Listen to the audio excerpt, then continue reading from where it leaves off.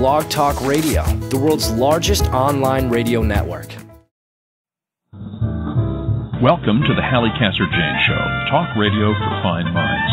And now your host for the hour, Halli Casser-Jayne.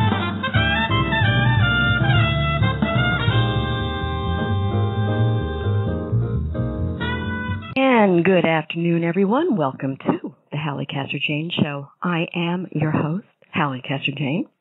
As always, I am thrilled to have you here with me. Today, the Halli Casser-Jayne Show is brought to you by my very good friends at Hemisphere Development. Hemisphere Development delivers socially responsible, sustainable solutions for large-scale, environmentally troubled properties.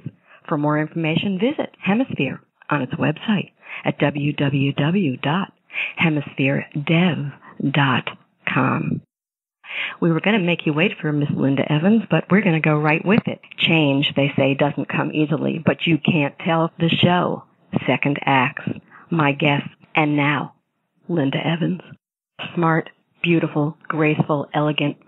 She's had a storied career, a favorite of television viewers for over 5 decades. From her role as Audra Barkley on The Big Valley, to the glamorous Crystal Carrington on everyone's favorite Dynasty, to Hell's Kitchen, which she won in 2009 in London, England, Linda has come into our homes the consummate entertainer.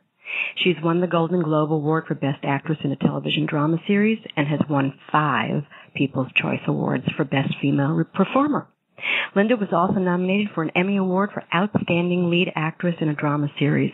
For her contribution to the television industry, Linda has a star on the Hollywood Walk of Fame. She's traveled the globe. She's loved and been loved by some pretty great men, John Derek and Yanni, just to name 2. She's dined with queens and presidents, and her often lavish and luxurious life has rival Crystal Carrington's. But after all of that, what does Linda cherish most? The wisdom that she has gained along the way, much which she shares in her compelling memoir, Recipes for Life. Now she's about to open up her heart, her past, and her kitchen to all of us here on the Halli Casser-Jayne Show as we explore the life of Miss Linda Evans. First and second acts. Well, I'm sitting here and going, my goodness, how lovely. Look at all you've done, lady. Boy, haven't you had some life? I mean, and life without reflection isn't worth a darn as far as I'm concerned. I love the reflection and honesty in Recipes for Life, and the recipes, wow. Why now? What prompted the book? Well, I guess changes in my life. You know, I went through a really difficult time where I look now at everything that is painful has a great gift on the other side of it for you. And I really walked through a lot of my thinking in my life that was limited and came out a lot freer on the other side, and wanted to share with people my experiences and my passion for food and cooking. And it is a memoir book with some recipes, and I just wanted to give them the best of my life, you know, the highs, the lows. I think it was very honest, and we're going to discuss a little bit more of that as we go along. Let's go back to the beginning, because I don't think a lot of people know about your childhood and where you were raised and how you were raised. Give us a little bit about that. Well, I was born in Connecticut but raised in California. My parents were professional dancers, and my mom retired when she started having children. I was so shy that I wouldn't get up in junior high school and give a book report, so my English teacher said that they would flunk me if I didn't take drama. And, oh, well, I just would throw up every time I got on the stage to do it. And was discovered when I was 15 while I was with a girlfriend who was up for a commercial, and the director wanted me to do the part. And that sort of began my acting career. An unwitting beginning, huh? I love it. For sure. Absolutely. That one. It's funny how things come. I mean, I'm going to talk about fate in a way. You know, it was almost fated. I think after I read the book, I said that lady was fated to become who she became. Not to mention to belittle all the work that you did to get there, which we're going to talk about. So, actor, producer, writer John Derek comes into your life. talk to us a little bit about John Derek. I know a lot of people want to know about that. He kind of had a second career of marrying the great beauties of the time, Ursula Andress, Bo, Derek, and you, of course. Well, again, I was a teenager, went to the movies with my sister and saw a movie called Haji Baba, and John Derek was, a prince in the movie riding across the desert, and I said to my sister, I'm going to marry that man, and she said, sure, and then I bought a movie magazine, and it said he was married and had children, and I cried, but I thought, I'd put a picture of him over my bed and had it there all the while I was growing up. And as life would have it, I did a pilot for a show called The Big Valley with Barbara Stanwyck. And John Derek had seen the pilot and was photographing. He was an actor. He had retired from acting and was directing, filmmaking, and photographing. And he wanted to take pictures of me, and I thought, my God, that's the man I was in love with when I was a teenager. I could meet him. So I knew he had been married. He had divorced his first wife and now had married Ursula Andress. And she was away doing film in Europe, but he invited me over, and I met him, and I thought, oh, my God, he's just as romantic and beautiful and wonderful as I thought. And he talked about his bride, Ursula, who he'd been married to for 9 years, and I thought, he is romantic. This is great. And I enjoyed meeting him. He took pictures, and a few months later, he called me up and asked if he could take some more pictures, and I went over, and Ursula had run off with her leading man in her film, Jean-Paul Belmondo, and he was there and available and asked me out, and I married him. It should happen to me. My favorite role of his, by the way, was in Exodus. I just loved, I never knew it was him for years. Right. That he played that part. He did it so well.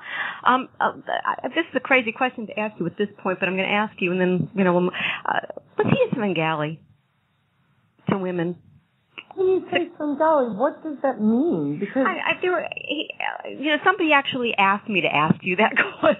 Okay, because to me, and I think by that that's almost as if he's just so charismatic that you just haven't. You don't have will. You meet him and you're there and you're under his power. But the truth is that John was an extraordinarily charismatic man in terms of he was an individual. He thought differently, lived differently. I mean, our home was Bedouin in a sense. He was like that movie that I saw. We had instead of a couch, something he built that furs were on, and he didn't have our dining table was very low to the ground, so you sat on pillows, and it had cow hide on it. Everything was unique and different. It was sort of otherworldly. It went back in time. And he was very romantic. I mean, he would leave me every night before we'd go to bed. He had a book that he wrote a love letter to me in. And he made me, when you were in love with John, you were the only person that existed in the world. Wow. And you were the most important person. And he made me clothes. He loved working with leather, and he went to the costume company that made my boots for Big Valley and the different movies I was in, and he got the last for my boots, and he made me a pair of boots. It took him a year, almost a year and a half, to make me a pair of boots. And, he was special. Very unique. Yeah, and so are you, and I think that's probably why it worked. And so that's a pretty interesting take of you on him. I'm giving you one back on you after reading the book. I love your line in the book, love doesn't have to end because a relationship does. And in fact, you practice what you preach. You remain friends with him even after he left you for Bo. And we'll talk about your other loves and friendships, including Yanni. I think that's a great trait of yours. Another insight of Linda's. This lady's really got it together, folks. Blessings often come in the disguise of loss. No life is perfect, that's for sure, and you've had your share of losses. In fact, your role on Dynasty happened despite a loss, didn't it? My role on Dynasty happened in spite of a loss. You had a part that okay, I'm thinking of death now. The most extreme place that I could go. Sorry. You mean, all right, firstly, we've sort of jumped around. All my life, I just wanted to be married. I never wanted to be an actress. As I said, fate kind of came in, and this director wanted me to do this commercial, which led me to, meeting John Forsythe. My first speaking part in my life was given to me by John Forsythe, who I was 15. My mom had to come on the set with me, and I fell in love with him then, and so it was so easy later in life to play his wife on Dynasty. But basically, I fell in love with John. After Big Valley, he wanted me to retire. I quit. John left me for Beau, who was Kathleen Collins in those days. Not anyone that anybody knew about, but he fell in love with her when they were doing a movie in Greece, and he was directing her. So once again, I thought, okay, I'm, back working, met a guy, got married again, and that ended. So I needed a job. For the first time in my life, I was in my late 30s. And I thought, you know what? I've got to make my career work. I picked up a phone, called my agent, and said, I need a career. And he said, my God, Linda, I've been trying to talk you into your career, since you were in your early 20s. Now you want one you're older. I said, it has to work. I don't want to take money. I'm leaving my second husband. He was a playboy. I jumped from the frying pan into the fire. I want to have a career. I want to be independent. I want to be on my own. And he said, there are not many women your age working. Farrah Fawcett and Jacqueline Smith, they're all younger, but we'll see what we can do. I was just praying every day, and I wasn't getting parts in a movie. I was up for a movie that I think you're referring to, called The Black Hole. And I had worked for Walt Disney. I had worked for the director that was doing this at Disney. I had worked with one of the lead actors that was in it, and I thought, how perfect.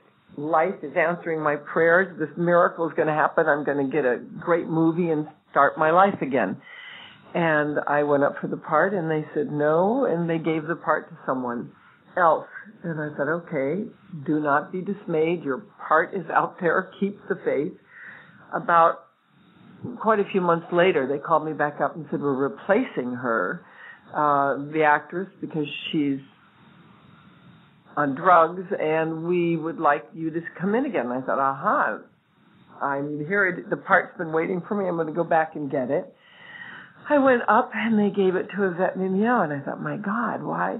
This career thing that I want now just isn't happening. And a short while later, my agent called and sent me a script for a show called Oil, which later turned out to be Dynasty. And if I had gotten the part in The Black Hole and done it like I wanted, I would not have been available because it was filming at the same time as Dynasty. And Dynasty was a 9-year part, and The Black Hole was a 9-month part. Right. So I stopped thinking that I know what's best for me and say to the universe, give me what I should have, because I know you know. I love it. That's a hard place to get to. It takes a little while, right? So you're 40, and it's a new beginning in a way, right? It's a whole, isn't this wonderful? Beginning because I wanted a career. I didn't want to make my dream the man in my life, which I had done all my life. Husband and child, I'll be happy. How come everybody else has got it, and I've got this career thing and no marriage that works? So, thanks to Dynasty, my God, it just, Aaron Spelling, the minute I came in to see him for the part, and he said, it's yours. As I was sitting there, I thought, my goodness, this is like a dream come true. It was a dream come true. Of course, we did the first show, with not with John Forsythe, with George Papard. Yeah, I wanted to ask you, because a lot of people don't know that he was originally cast in that role of Blake Harrington, so I think that's a good, I wanted to ask you about that. So that, and also there was another role in there that, your role wasn't supposed to be you, right? Well, when I went out to meet Aaron Spelling, and he said I had the part, they had offered it originally to Angie Dickinson. Right. And she was so tired from doing Policewoman and all the things that she was doing that, thank God, she said no, because Angie's a friend of mine, and years went by before I knew that they had offered it to her first, and she turned it down. I thanked her a million times for turning down that part. I'll bet. I want to go back to a minute because I do think that something that you have that because the character of Crystal, basically compared to the Joan Collins character, was so sweet, but you have chutzpah. Linda Evans has chutzpah. You started your career working with the great lady of chutzpah, Barbara Stanwyck. Give us a little bit about what a gift that must have been and who she was. Well, firstly, she was a legend in her own time, and so when I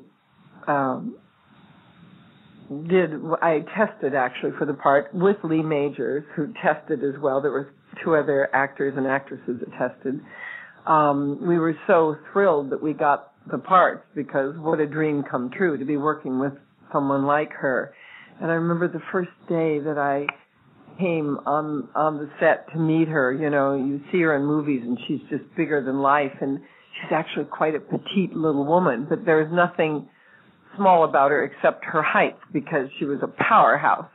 But I met her, and I must say I just loved her the minute I looked at her, and she called me Audra since the moment that she met me to the day she passed. I mean, Linda never came out of her mouth, and my mom passed away during the Big Valley.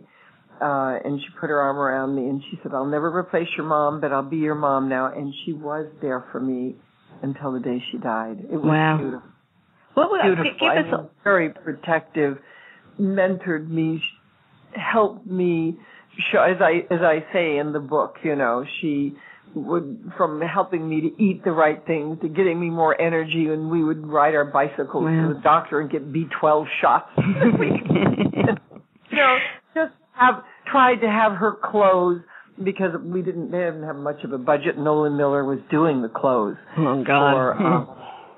for Big Valley as well as Dynasty, and he, you know, they didn't have the budget for me, so she'd give him a bunch of her dresses and say, here, make them bigger, and they had to, you know, I was feet taller and my shoulders were bigger. She was so dear. She always wanted to take care of me. You're very lucky to have had cross paths with her, you know.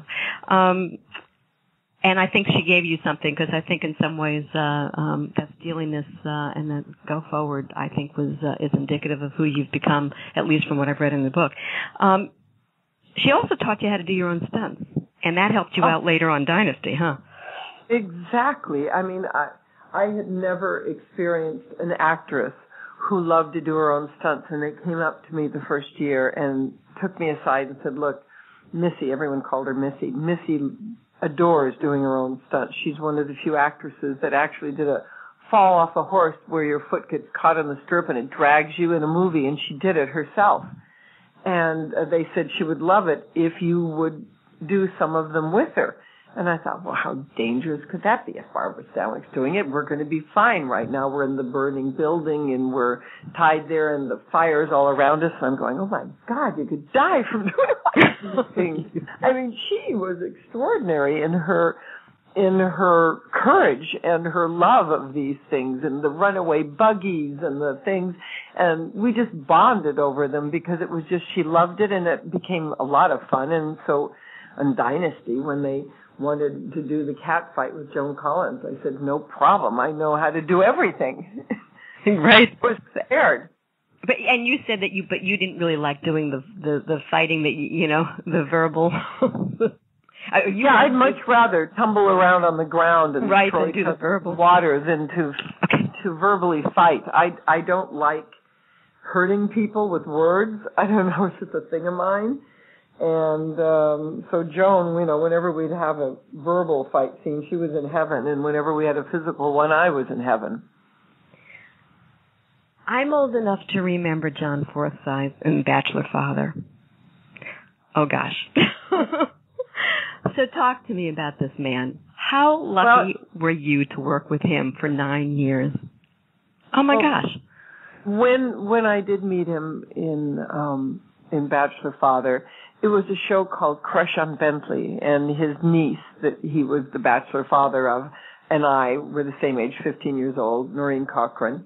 We did the show, and I had a crush on Bentley, and in the end he fixes me up with these football players, and it was so sweet getting to know him then, and he signed my script because it was my first speaking part, and he put on it, Linda, you're going to be somebody someday. And I found it when I was doing Dynasty and brought it on the set and say, see, John, you were psychic. You knew this was going to happen. It was so easy. When I saw him, when I walked on the set of Dynasty, he looked at me and he said, my little Linda Evans, how you've grown. And how is your mother, Arlene? I mean, he remembered my mother's name. He remembered my real name, which is Evanstead. MGM Studios later changed it to Evans. I said, oh, John, it's going to be so easy to love you in this part. And it was heaven to work with him, absolute heaven. He had the most delicious sense of humor. He would make me laugh all day long, and we had so much drama, in the script on Dynasty, and fights and things that we had to do with people. And he was constantly just joking and laughing and saying, come on, you can do this. And we'd have to go out and accept some award, and I was afraid to get up in front of people from when I was in junior high school. From that day I was so shy I wouldn't get up and do a book report. And he would encourage me and take my hand and walk up with me. I mean, he was extraordinary. We remained friends until he died. I talked to him like 3 weeks before he passed. We talked all the time. Great man, great actor, great presence. Yeah. Joan Collins, I've got to ask you, what was she like to work with? You guys worked also later in that great Tour de Force Legends. You traveled together, fabulous. Right. See, people, because of Alexis and Crystal, just loved to think that we were arch enemies. And the truth was that Joan, when I was married to my second husband after John, the Playboy, we had lots of parties in Malibu at the beach, and Joan was one of the couples that would come over. She and her husband would come over. So I knew Joan socially at the time, and when Aaron chose her, I was very excited. I thought, oh my God, now it's two of us older women. I mean, Aaron could have cast this all very young. He could have, and he chose us, and I thought, my God, what a great opportunity for the two of us to say to women, look, I was 40, she was in her 50s, and we could say, we're not finished yet. We got stuff to say and do.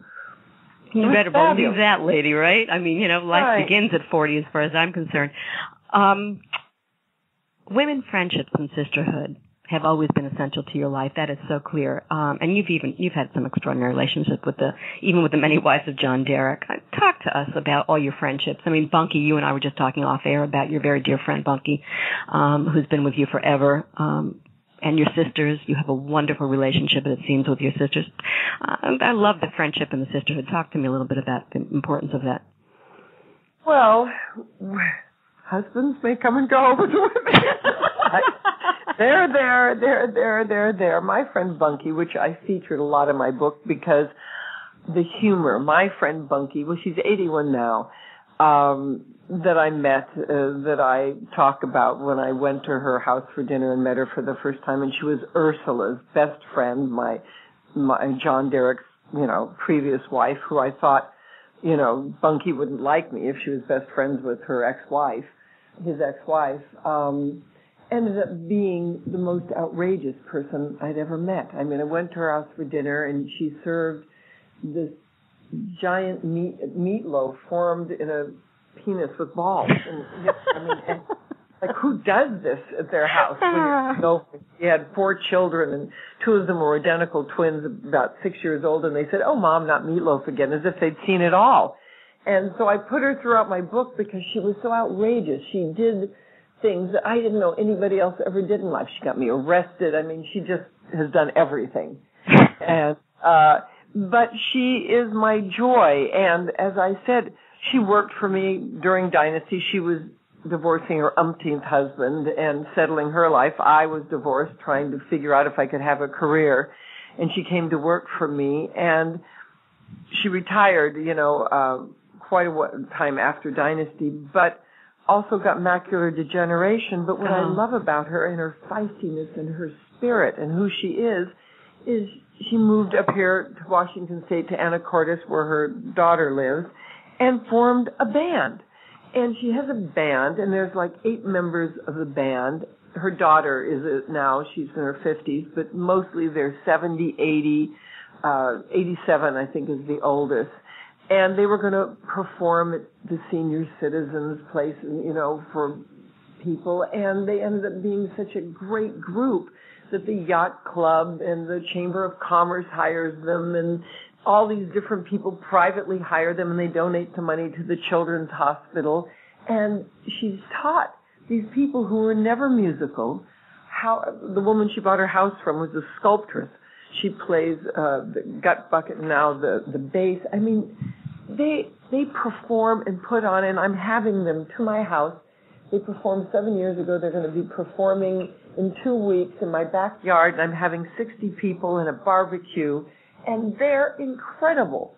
They're just, I mean, when I tell you, people just go crazy over them because they just said, hey, look at us now. We're doing it too. Inspiring, right? Yeah, I mean, right? Yeah, you go, my theory on this, you go out kicking no matter what you have to do, right? Just keep on playing, because that's just life. Spiritual journey. I know that's been huge in your life. Talk a little bit about that. I felt very blessed and very fortunate to have experienced Dynasty. What a ride. I mean, 9 years of extraordinary life where I knew people all over the world. I mean, I would land somewhere in a private airport in the outback, and they would come running out and go, Crystal. And I thought, my God. I just thought then they'd point to the little TV antenna, and I thought, my goodness, it's like I had fame and fortune, success, money. It was extraordinary, but the blessing from it, and that was so amazing to me, was that I realized that it wasn't the be-all, end-all of life. You can have what people think is extraordinary, but somehow I knew that wasn't what I'd looked for all my life. I knew there was something missing, and I thought, my God, if it isn't this, what could it be? And it ended up being a journey into myself, because I had everything on the outside that anyone could hope for. I didn't have the child, although I have a stepdaughter from John, my first husband, that I'm blessed with and lives here on the property in the summer. She comes up and spends the summer here with me. But I knew that the most important thing to me at this point was to find out who I was. Who was this person that had this life? Who are we all? You know, in the end, without everything around us, who are we? And that was my spiritual journey. I moved to the Pacific Northwest. I have a school called RSE, Ramtha School for Enlightenment, that I go to up here, that I love, that I've been in. And it's really all about the school, and everything about it is about finding out who you are. The inner journey, I think, is often the more interesting. As you said, you left Dynasty after 9 years, moved to Washington State, changed your entire life, and then Yanni. Right. Love at first sight. Right. 12 years your junior, genius musician. Oh my, oh my, oh my. Lady, oh my. Talk to us. I know. Yeah, right? I know. Isn't life beautiful? As a matter of fact, Yanni's sister, Anda, was just here a week ago and spent 4 days with me. And we just had a wonderful catch-up time here together. But what was sweet was, as you just said, I left Dynasty. Actually, before it was over, I left early the 9th season thinking it was going to go on forever because I wanted to have a life. I wanted to have a life where I had time to be in love, to get to know myself. And, of course, how wondrous that, you know, into my life comes this guy who I called up on the phone because at the school that I've gone to here, we love his music and used to meditate to it and so everyone said, oh, call him up and tell him we love him and come visit us in the Pacific Northwest. And I had no idea what a Yanni was. As a matter of fact, I thought he was Japanese. And I called and said, do you think I could get in touch with Yanni? And they said, well, he's creating some music, but when he finishes all that in a few months, he'll call you. And he called me. I had no sense of him. I'd never seen a picture of him. I knew nothing about him. And we arranged to meet in L.A. I still had my house in Beverly Hills and was going back and forth. And one day he came to my house, opened the door, and almost fainted. I took one look at him, and I thought, oh, my God, where have you been all my life? I wanted to slap him and say, what took you so long? To get here, and right? I was in love with him the second that I looked at him. Yeah. Second, madly, madly in love. And I thought, my God, how can this be possible? He's 12 years younger. He's in the music business. This isn't going to work. I can't do this. And, of course, I did. And had a great time doing it. And it lasted quite a long time. What was 9 years, 10 years? 9 years. It seems to be the magic number with me, John. Yeah, Garrett. well, you know. What's your great line? You said even our enemies, and he was never your enemy, can help us reach mutually beneficial places. So, hey, lady, you know, you learn, you live, you learn. Right. Play a game with me, because there's so many people who you've known. One word or so answers when I give you their name. Rock Hudson. Oh, kind. Wow. Gentle man, caring man, funny sense of humor. Funny sense of humor. Loved practical jokes, as I wrote in the book when he threw me down on a set and kissed me passionately. Yeah. Just I love that. Director. Yeah. Ally McGraw. Also, good lady. One of Hollywood's best ladies. Just got her feet on the ground and just a real person. I know why Steve McQueen married her. She was a real extraordinary lady. As long as we're saying Steve McQueen, let's do Steve McQueen.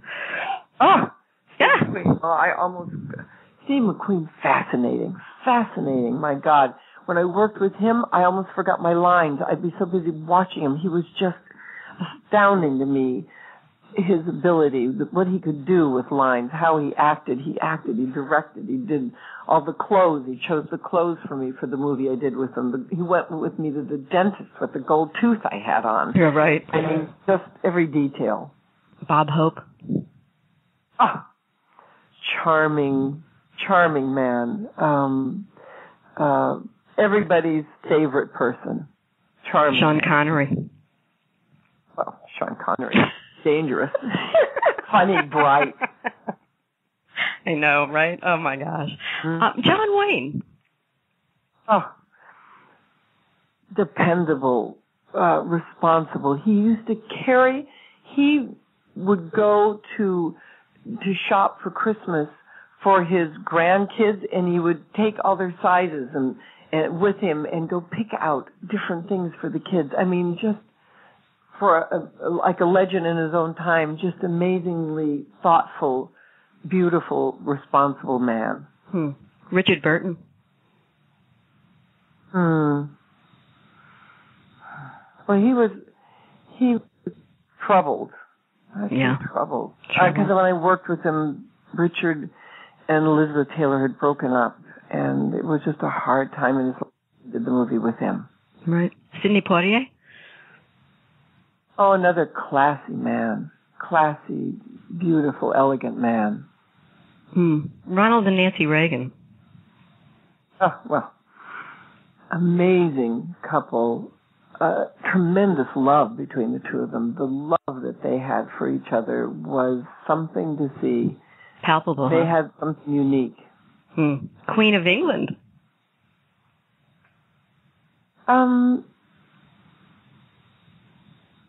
I didn't get to know her that well. I mean, it was very formal when I met her, and I didn't hang with the Queen. So no, right.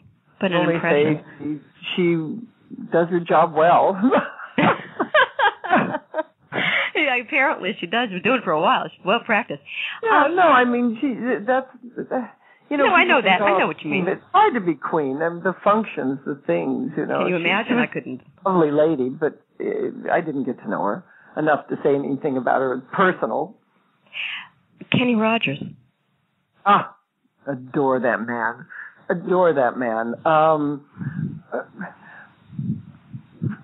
fun, easy, likable. We used to have pizzas delivered to me because we both had a love of pizzas, and he found out, and whenever he'd get one on location, he'd have one sent to my room so I could have one too. I mean, just a joy to work with, just a beautiful human being. I love it. We're doing a show on pizza in a couple of weeks, as a matter of fact. One of my favorites. Yep, absolutely. Got to go there. You had a battle with depression. I thought that was incredibly bold and honest to talk about it in the book. Give us advice for people who fight it. 9 out of 10 people have depression at one point in their life. I mean, talk to us about that very briefly. I only have a few minutes here. Well, I guess it's the degree of depression. There's depression and there's depression. Right. Mine was pretty long, and it was because I was letting go of a lot of ways I've held reality. The women, my sister Charlie, my sister Kat, Bunky, all had major cancer, macular degeneration, heart trouble. I mean, just major illnesses where I could have lost them all. And I had never felt so... I want to cry now even just thinking of it. I shouldn't be so. Yeah. I never felt out of control. No matter what I did, I couldn't make them well. And when I love somebody, I love them a lot. And so it really, because it fell, a lot of circumstances all was like a perfect storm. Sure. I took myself down in my need to try to help and do, which I couldn't.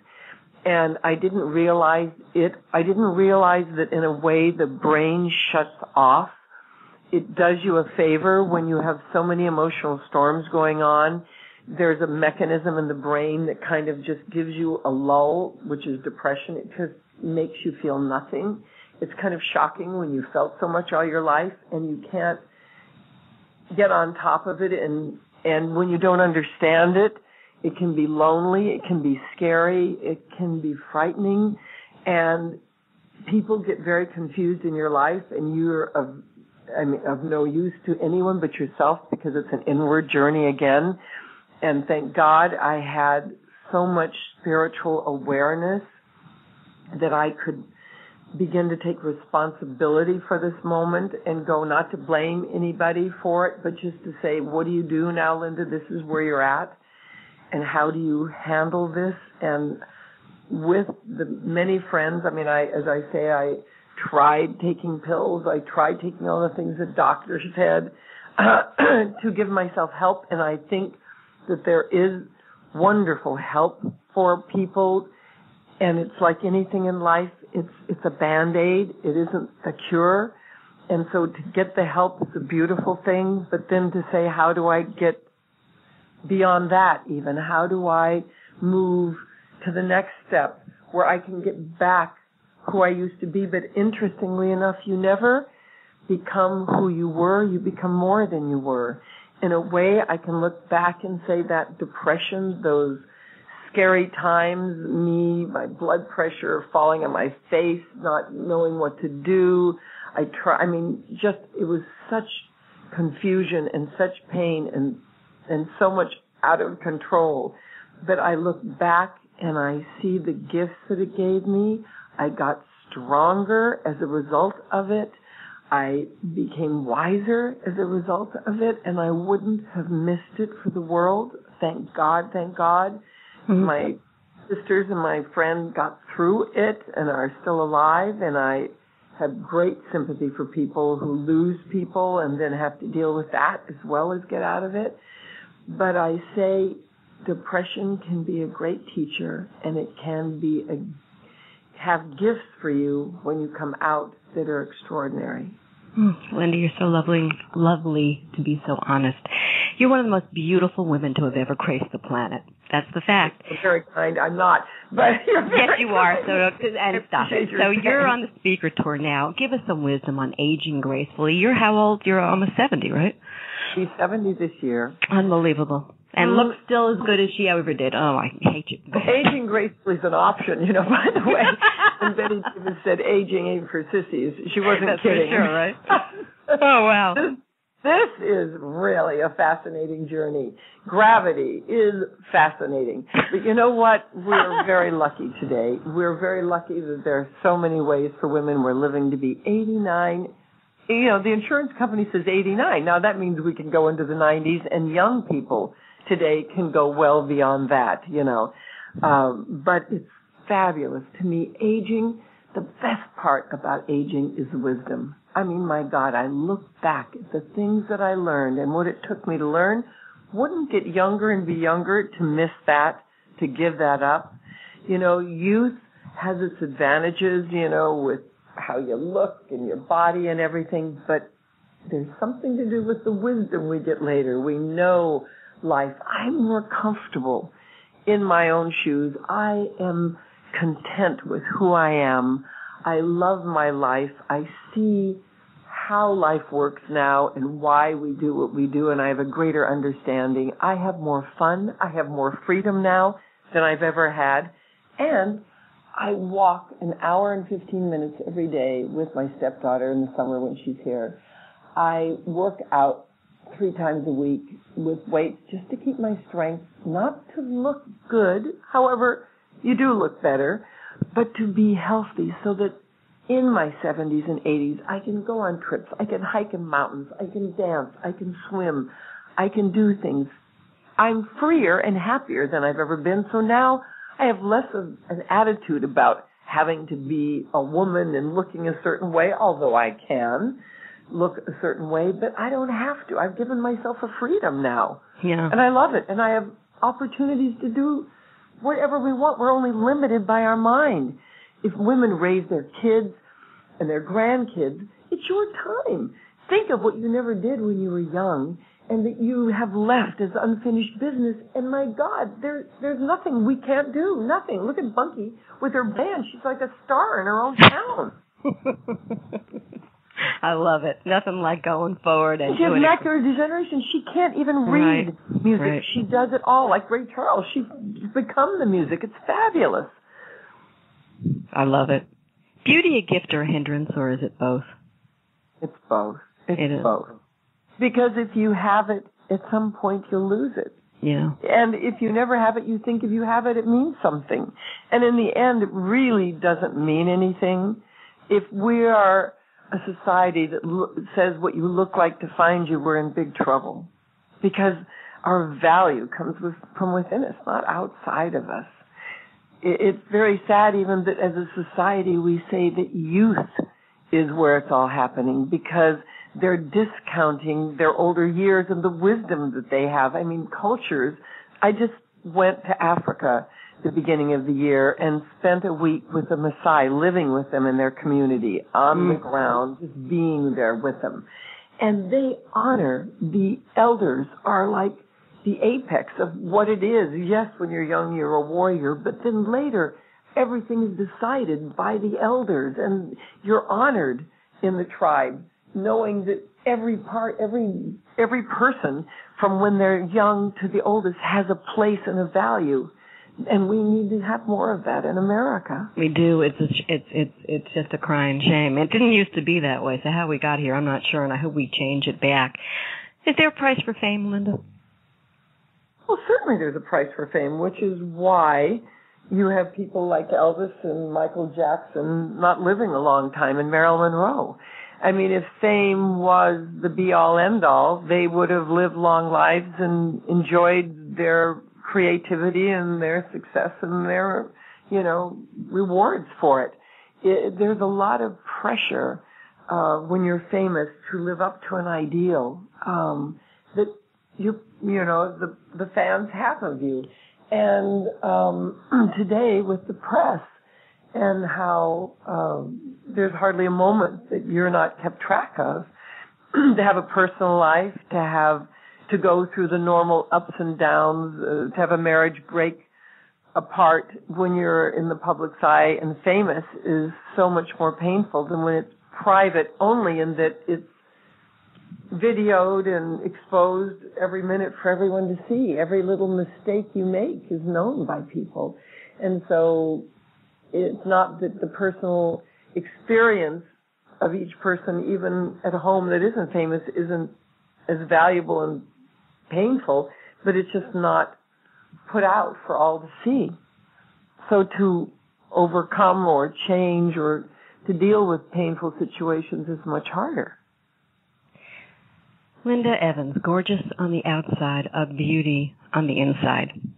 Linda Evans, proof there's always a second act and more. And for more about Linda, pick up a great read and great recipes, which we didn't get to in the interview, I'm sorry, in Linda's book, Recipe for Life. The paperback out, by the way, October 30th. Visit her on her website, lindaevansofficial.com, on Facebook at Linda Evans Official Page, and on Twitter at Linda Evans Star. Linda might be coming to a town near you to share some of her wisdom. For further information on that, again, check out her website, lindaevansofficial.com. Linda, it's been a pleasure. Thanks so much.